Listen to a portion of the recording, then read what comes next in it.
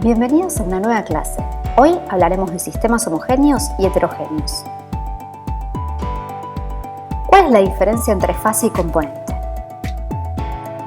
Fase, en una mezcla, es una región en la cual las propiedades intensivas son uniformes. Esas propiedades intensivas que dependen de la sustancia que forma el sistema. Tenemos aquí una mezcla de azúcar en agua. Una vez que revolvemos y mezclamos bien, podemos notar que el azúcar desaparece.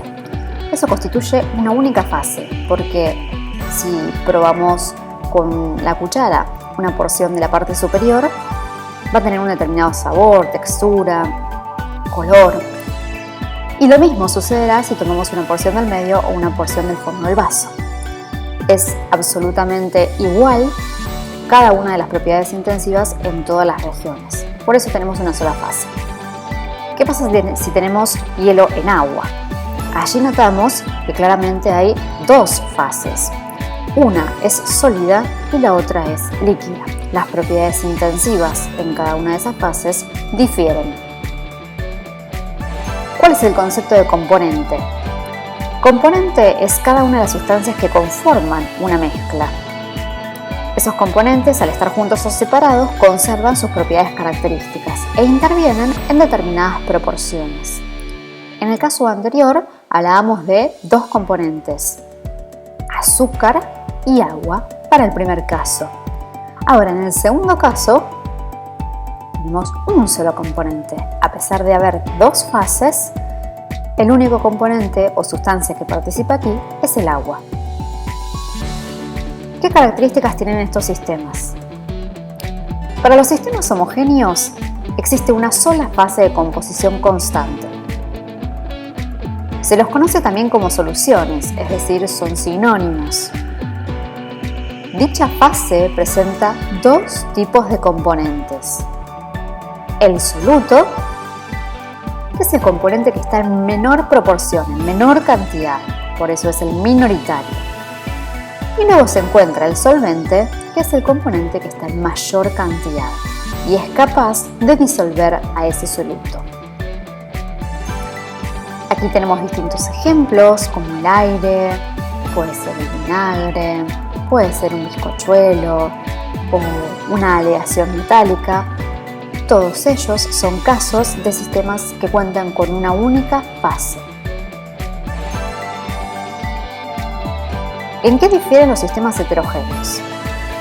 Están constituidos por dos o más fases con diferentes propiedades intensivas. Son muy variados y se presentan en los tres estados de agregación. Hay muchos ejemplos de sistemas heterogéneos. Tienen diversos componentes y algunos nombres asociados a los sistemas heterogéneos son coloides, suspensiones, dispersiones, emulsiones.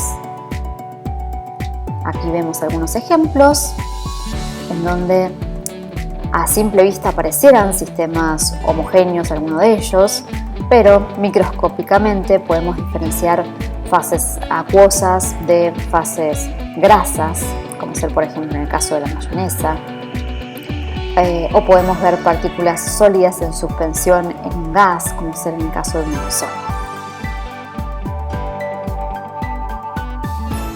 ¿Cuáles son los métodos de separación, ya sea de componentes o de fases según el caso?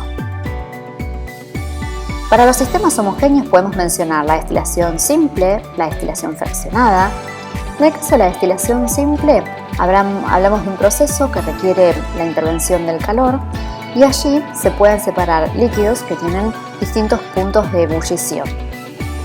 El que tenga un punto de ebullición menor es el que primero se obtiene y puede separarse entonces del resto de la mezcla. La diferencia con la destilación fraccionada es que en la destilación fraccionada, usada por ejemplo para la obtención de distintos combustibles, es decir, en la industria petrolera, es que aquí los puntos de ebullición de algunos componentes son muy cercanos unos de otros. Entonces se usan esas columnas de fraccionamiento. Luego observamos la cromatografía. La cromatografía es un método de separación para componentes de sistemas homogéneos en donde se tiene una fase sólida a partir de la cual pueden correr esos componentes y luego a través de gráficos, de lectores o en forma visual se los puede ir de acuerdo al recorrido o la trayectoria que hicieron en esa fase sólida, se los puede ir detectando. La cristalización, que tiene que ver con la formación de justamente cristales a partir de sucesivos calentamientos en la mezcla. Se puede separar así uno de los componentes por la formación de sólidos. Ahí tenemos distintos ejemplos en las imágenes. Y para los sistemas heterogéneos, tal vez son más sencillos de llevar a cabo. Muchos de ellos son métodos físicos. Hablamos de la filtración. En la filtración separamos un sólido de un líquido y para ello se necesita un medio poroso como ser el filtro que retenga a ese sólido y deje pasar el líquido, tal como ocurre por ejemplo cuando preparamos café. La imantación permite separar materiales ferromagnéticos de aquellos que no lo son a través de la utilización de un imán. Otros mecanismos de sistemas heterogéneos pueden ser la tamización. Esto es muy frecuente verlo en las recetas de comida, cuando se tamiza la harina, por ejemplo, para evitar la formación de grumos, o retener las partículas de mayor tamaño en ese tamizo colador y dejar pasar las partículas sólidas que son de menor tamaño. La decantación se puede utilizar para líquidos que son inmiscibles, de manera que el más denso es el que primero se obtiene. Un ejemplo típico es el agua y el aceite. Se abre la ampolla de decantación, se deja pasar el agua y el aceite queda retenido en la ampolla.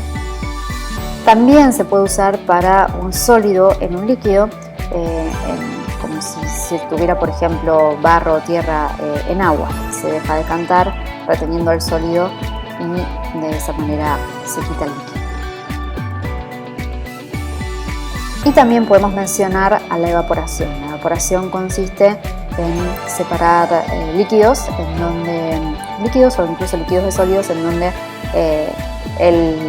uno de ellos evapora con más facilidad y el otro queda separado de la mezcla. De esta forma llegamos al final de la clase. Recuerden suscribirse y activar la campanita para las notificaciones.